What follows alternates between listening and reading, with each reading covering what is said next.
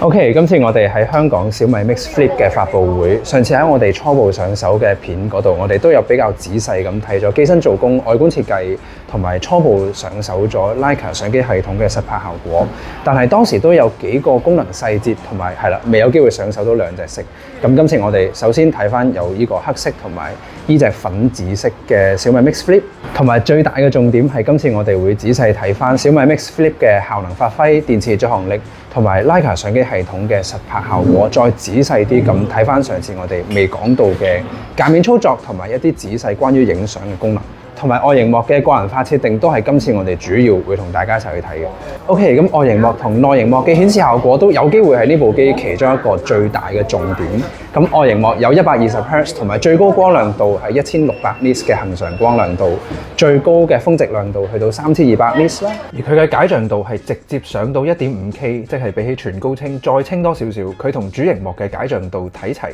光亮度同解像度都一樣。代表啲乜嘢呢？就係我哋睇 Viewfinder 喺外螢幕自拍嘅時候，見到嘅畫質其實就係同主螢幕實質出嚟見到嘅畫質一樣。但係呢個時間我有留意到，今次跟佢哋北京發佈會出 trip 嘅時間，原來高緯度嘅地方嘅夏天係好犀利嘅，太陽啦全日都好似西斜咁直接照射嘅。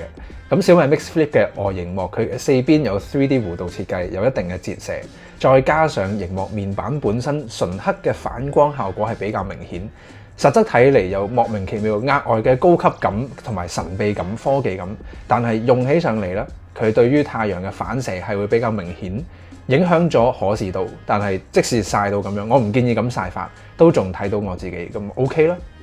同埋用耐翻少少之後，我亦都發現佢喺呢個螢幕嘅邊緣位置，啱啱好喺正呢個 3D 弧度嘅時候。咁將個螢幕刪咗之後咧，佢嗰個螢幕邊框係隱藏咗一個 3D 弧度個位。刪咗塊 mon 之後，反而有完全揾唔到塊 mon，好似一個鏡盒個外殼嗰個效果。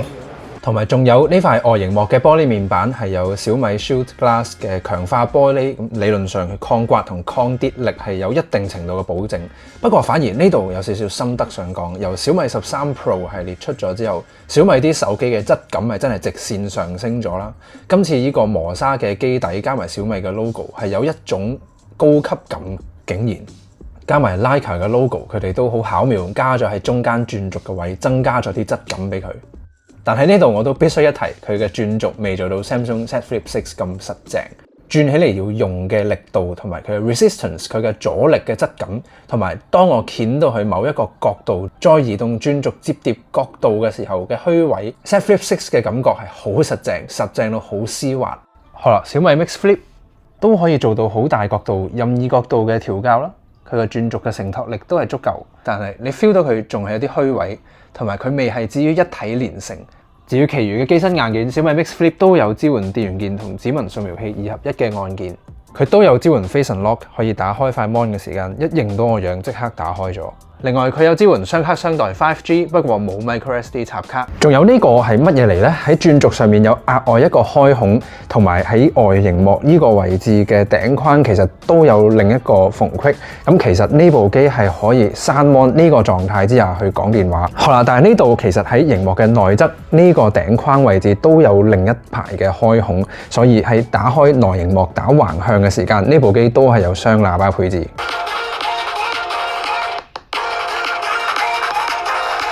好啦，最後仲有小米 Mix Flip 冇正式嘅 IP 認證防塵防水 ，Samsung 嘅 Z Flip 6就有 IP48 防塵防水。假設你係想帶部摺機落水影相，或者真係傾盆大驟雨之下都要影相嘅話 ，Samsung 喺防水上面係有優勝嘅。但係 anyway， 而家我又做緊啲咩呢？當時我靈機一觸啊，不如將腳架嗰隻藍牙遙控器俾 model 自己睇住塊外螢幕，自己幫自己影相啦。平時我影對方多，但係其實對方最中意嘅可能係自己影自己。只可以講呢 model 笑得最燦爛，真係佢自己幫自己影咗幾張相。大概應該係佢可以睇住塊外螢幕，然之後擺翻相應嘅 pose， 做翻相應嘅動作，真係影到佢自己心目中完全自己最靚嗰個角度。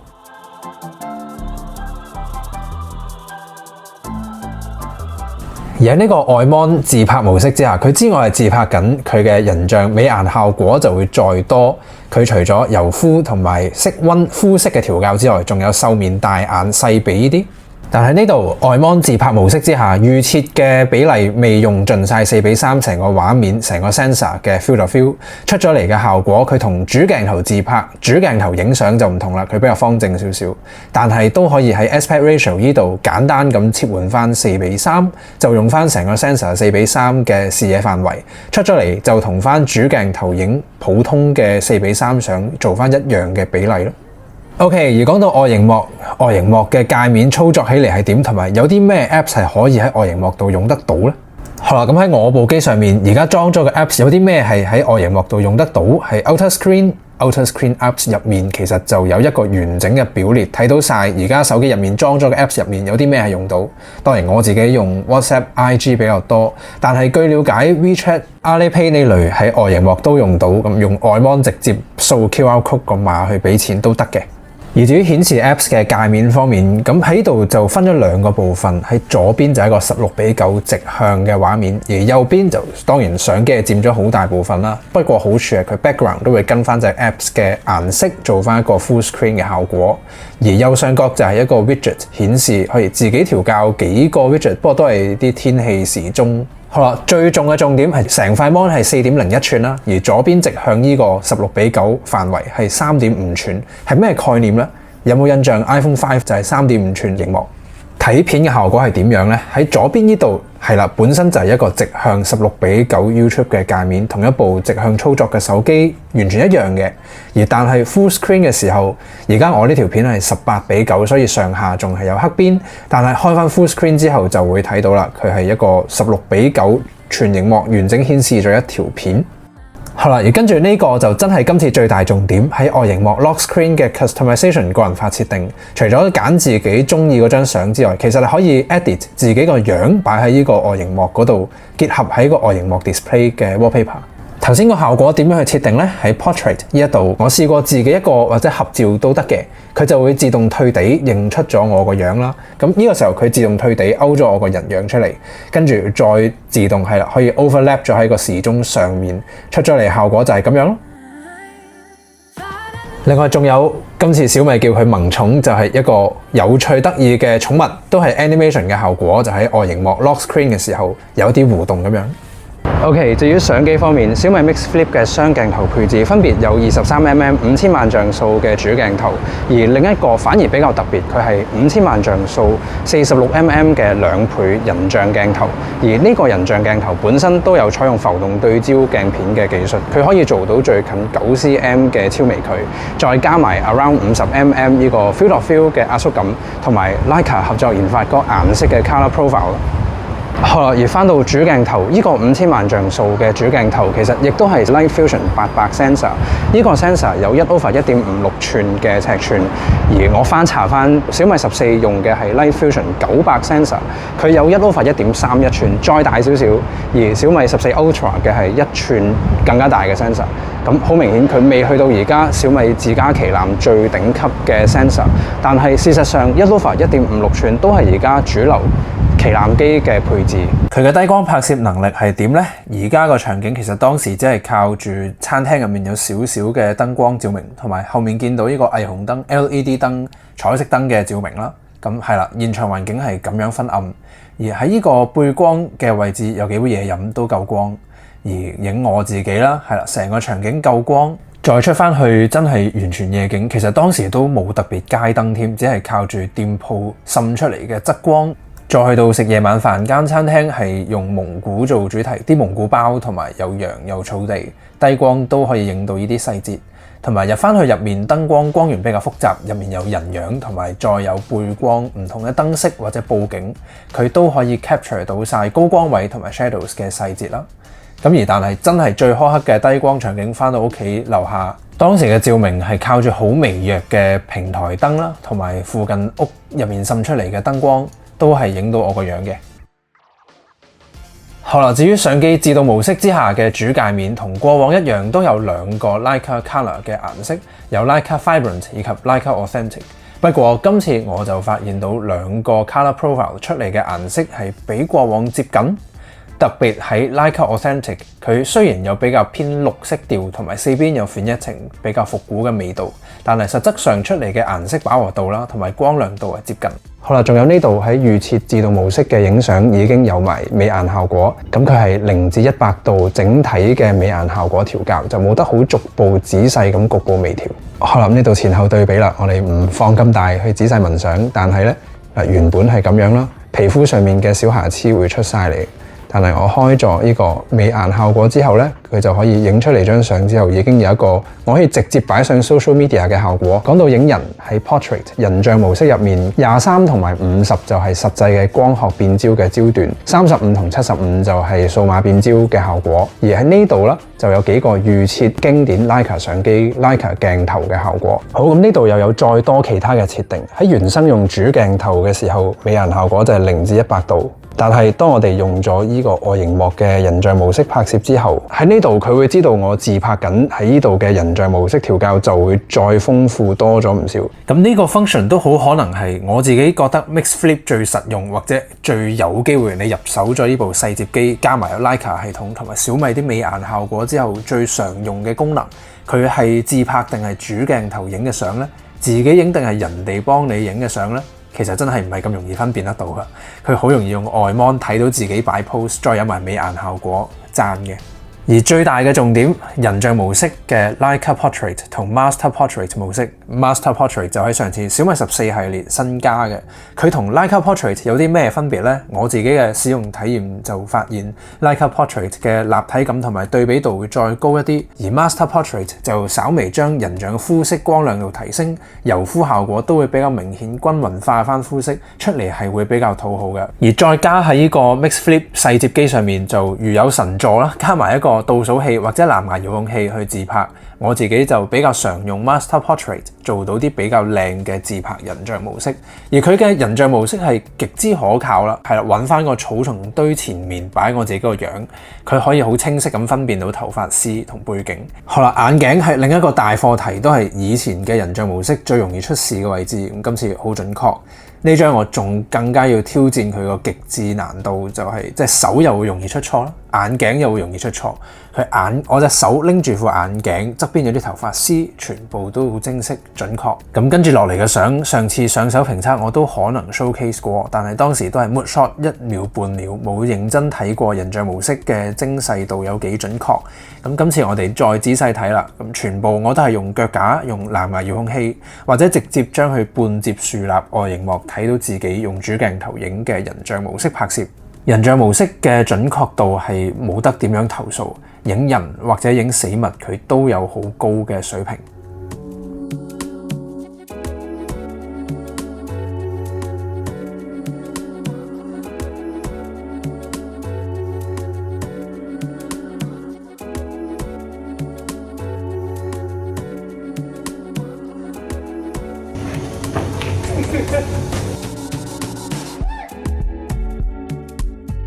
而除咗影相，拍片上面小米 Mix Flip 都有睇齊翻小米14系列旗艦機嘅拍攝格式，包括有 Dolby Vision， 有比較準確嘅顏色輸出，同埋有 BT2020 色域嘅拍攝喺呢個 Master Cinema 模式，都係上次小米14系列新加嘅，就係一個更加有電影感同埋個現實真實感更加強嘅拍片質感。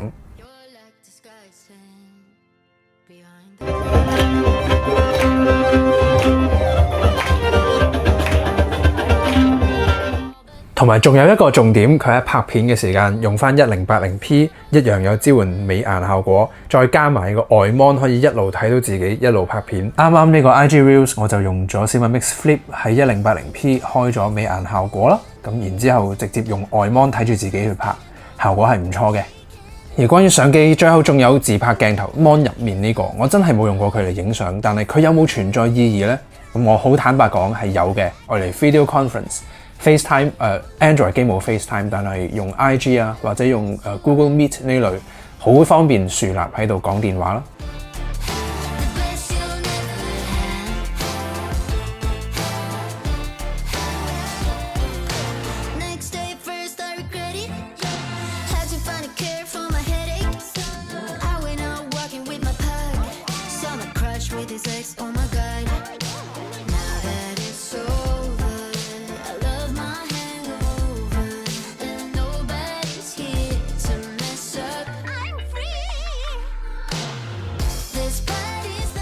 好啦，講到相機喺小米14新加嘅有某幾個 AI 關於圖片編輯嘅功能，喺今次小米 Mix Flip 嗰度係一樣有應用到。Out of 咁多張相，呢個係其中一張我自己最中意，但可能暑假關係，佢冇辦法真係避到其他人太多啦。咁呢個 Magic Eraser 入面就係舊嘅小米手機都有嘅。咁我哋先睇下普通嘅 Remove People， 佢都可以揀到呢啲人，咁佢唔使撈嘅，即刻就整走咗。但係我而家喺呢個Preview 位睇到海水光紋反射，有啲朦朦地低清嘅感覺，唔係咁理想。咁呢度 Pro 就係今次新加嘅用咗 AI 功能嘅 Magic Eraser。咁我可以兩個人一齊揀咗，一齊去將佢移除。咁佢呢個 Magic Eraser 2.0其實除咗移除嘅功能之外，佢可以認知到喺人周邊個範圍，然之後再將嗰個 texture 同埋將嗰個 depth of field 嘅效果都去唔係 copy 啦，反而係生成咗，就整走咗個人。然之後係啦，你會睇到佢啲水波紋啦，同埋佢個清晰度啦，都係完全同頭先唔同。